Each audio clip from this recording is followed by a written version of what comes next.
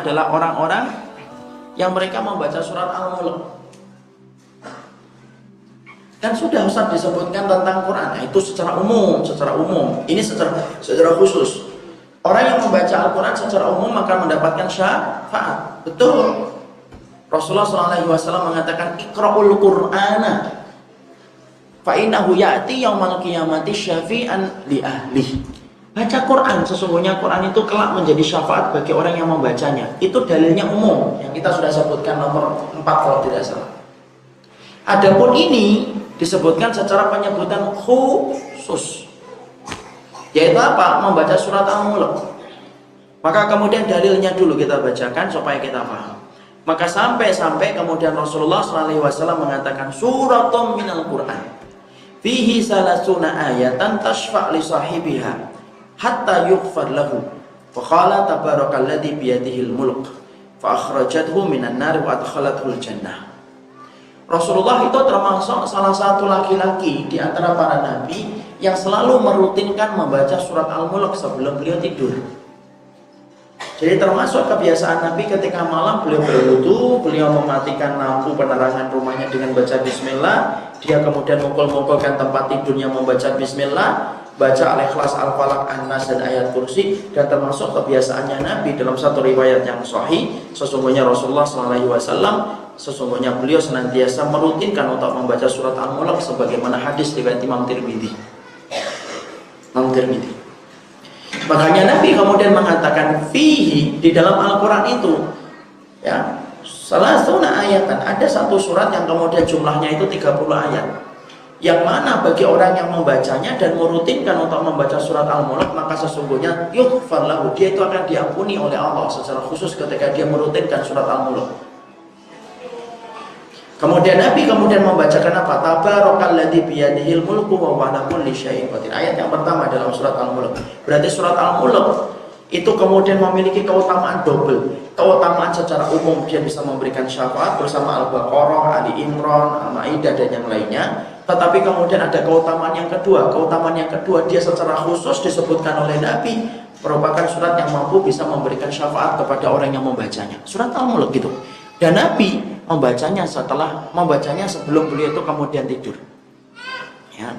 Makanya kemudian disinilah kita mendapati dalam beberapa keterangan para ulama, dalam keterangan yang disampaikan dari Imam Tirmidzi, maka Rasulullah SAW terbiasa untuk membaca Al-Mulk sebelum beliau tidur, dan kemudian beliau tidur dengan membawa surat Al-Mulk karena keagungan makna yang dimiliki oleh surat Al-Mulk.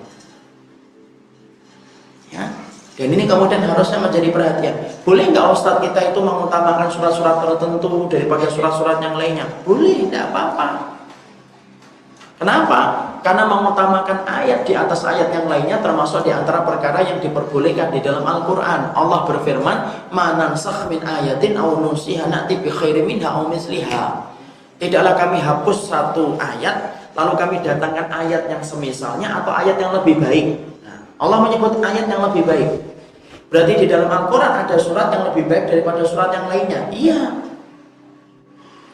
Itu Allah yang menyebutkan itu.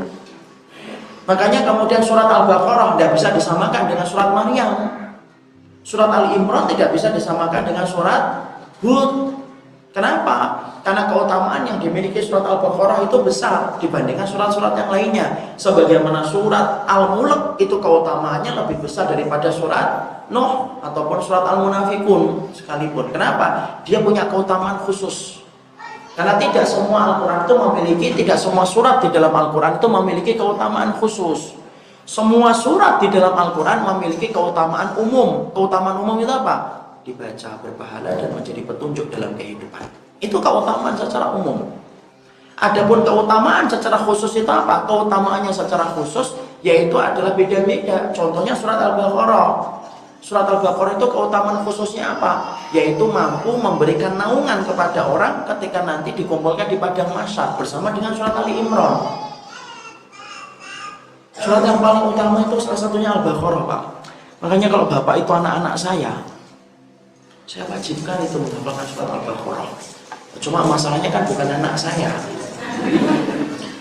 Dan kalau saya wajibkan menghafalkan surat Al-Baqarah, bulan depan tidak ada yang ngaji. Karena kemudian pasti tidak ini. Padahal surat Al-Baqarah itu besar, Ustaz, besar. Nabi itu selalu tanya surat Al-Baqarah, Pak. Nabi itu nanya selalu surat Al-Baqarah. Jadi Nabi itu kalau kemudian ada satu pasukan akan pergi, Nabi mengatakan, ayyuhum yahfaz surat Al-Baqarah. Mana nih yang hafal surat Al-Baqarah? Ada seorang sahabat mengatakan, ana ya Rasulullah. Berarti nanya amal itu kadang-kadang boleh.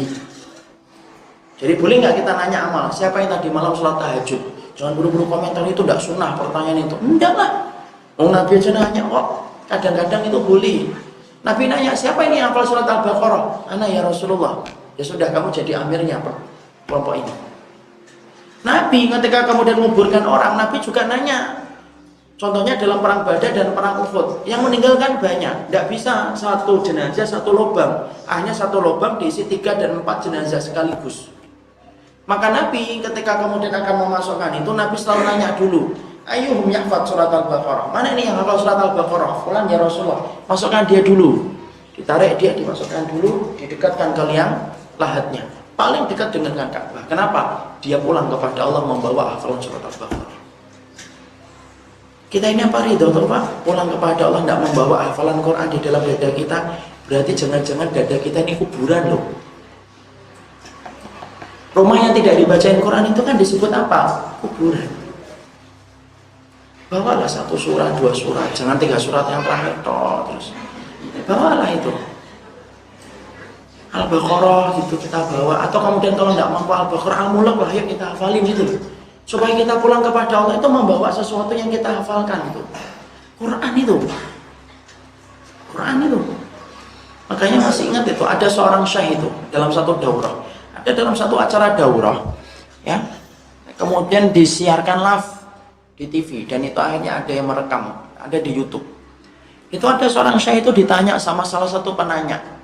Di acara TV itu ada pertanyaan lewat telepon. Syekh, saya ini ditempatkan orang tua saya di kuburan. Syekhnya kaget itu. Kamu umurnya berapa nak? 24 tahunan, 25 tahunan. Loh kok kamu ditempatkan di dalam kuburan? Orang tuamu masih hidup? Masih hidup. Orang tuamu miskin? Enggak, kaya raya. Dan orang tua saya juga sama, hidupnya juga di kuburan. Saya bingung gitu. Di kuburan mana? Rumah saya. Loh, kok di rumah? Kemudian anak itu berkata, telah lembutnya anak itu berkata, saya hidup 25 tahun. Semenjak saya balik umur 7-8 tahun, saya tidak pernah mendengarkan orang tua saya membacakan Al-Quran di dalam rumah saya. Bukankah rumah yang tidak dibacain Quran itu adalah kuburan, wahai syekhona, wahai syekh kami? Syekhnya nangis Pak. Kadang-kadang kita itu Masya Allah, rumah kita kuburan, dada kita kuburan. Tidak mampu kita kemudian dan tidak pernah berhasil untuk menghafalkan Quran. Ngaji harus sistematik Pak. Jangan ngaji itu 2 kali 3 kali cukup lah sehari itu. Jangan ngaji terlalu banyak. Sehari 6 kali itu tidak usah. Ustadznya cuma 4 kali yo. Ini ngajinya itu 2 kali. Sisanya pakai untuk kemudian menghafalkan Quran. Nambah dikit-dikit. Jangan sampai kemudian ditanya sudah ngaji berapa puluh tahun. Oh 10 tahun saya. Sono pernah, Masjid Sono sudah pernah. Tapi kalau ditanya hafalan Qurannya, nah itu masalahnya di situ itu. Makanya Masya Allah ya, ayolah Pak hafalin Quran. Satu-satu Insya Allah. Karena apa? Dan itu termasuk di antara keutamaan kita bersama Al-Quran. Makanya kemudian di antara surat, kalau boleh saya katakan, kalau mampu Al-Baqarah. Kalau tidak mampu ya sudah 10 ayat dalam surat Al-Baqarah. 4 ayat yang pertama ayat kursi, 2 ayat setelah ayat kursi, 3 ayat yang terakhir. Itu kata Abdullah bin Mas'ud. Ya. Kemudian Ali Imran, tidak mampu Ali Imran ya sudah 10 ayat yang terakhir dalam surat Ali Imran. Kenapa? Surat itu dibaca terus oleh Nabi ketika bangun tidur. Al-Kahfi kalau mampu, tidak bisa Ustaz. Ya sudah. Walaupun tidak mampu. Bahwa kemudian dihafalkan 10 ayat yang pertama. Kenapa? Usiman fitnatid dajjal. Usima itu dijaga dari fitnahnya dajjal. 10 ayat yang pertama. Kenapa orang yang hafal fitnah 10 ayat yang pertama itu akan dijaga dari fitnahnya dajjal. Kemudian apa? Al-Mulk ini hafal ini kalau bisa. 30 ayat tok ini Pak. Kalau seharinya 1, tidak sampai sebulan hafal. Yaitu kemudian kita baca itu. Atau kemudian kalau yang Kemudian yang selanjutnya mana Ustaz? Al-Kafirun. Kalau mampu insyaallah. Terus insyaallah mampu. Muter-muter aja itu biasanya. Kemudian sama 3 surat yang terakhir. 3 surat yang terakhir itu ya Al-Ikhlas, Al-Falaq, An-Nas. Itu sudah tahu lah insyaallah. Sunnah yang itu insyaallah tidak usah saya terangkan, insyaallah diamalkan terus. Karena yang dihafal itu doang. Jadi disitulah kita mengerti termasuk di antara keutamaan surat Al-Mulk. Kalau kita bertanya, saat saya ingin mendapatkan syafaat dari surat Al-Mulk, adakah waktu fihi taksis fikiratiha? Adakah kemudian keutamaan waktunya untuk membacanya? Tidak ada keutamaannya di waktu kapan saja. Tapi kalau kita merujuk kepada riwayat dari Imam Tirmidzi tadi, maka sesungguhnya Nabi membacanya setiap beliau menjelang tidur. Setiap menjelang tidur, maka beliau kemudian membaca tabarakalladzi biyadil mulku wa huwa ala kulli syai'in qadir. Dan itu yang harusnya menjadi perhatian pula oleh kita.